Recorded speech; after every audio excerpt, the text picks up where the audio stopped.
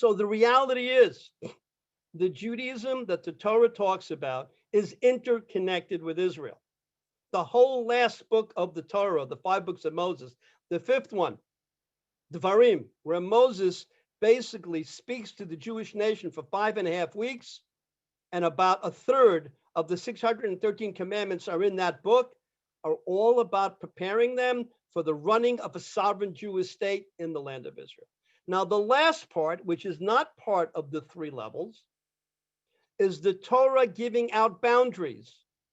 This is where the land of Israel will be. You can't set up this Jewish republic wherever you want. Can't set it up in Lithuania or Ukraine or Montana or anywhere, only one place.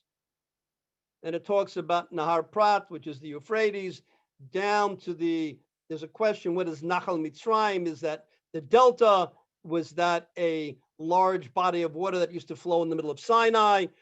From Mayam Agadol, which is the Mediterranean, to the Mevoa Rava, which are the mountains of Jordan, or more specifically, in Sefer Bamidbar, in the last, I think that's called Numbers in English, in the 34th chapter, in Parshat Masa'eh, there are 12 verses, 12 psukim, that give you a clockwise definition of the boundaries of the land of Israel.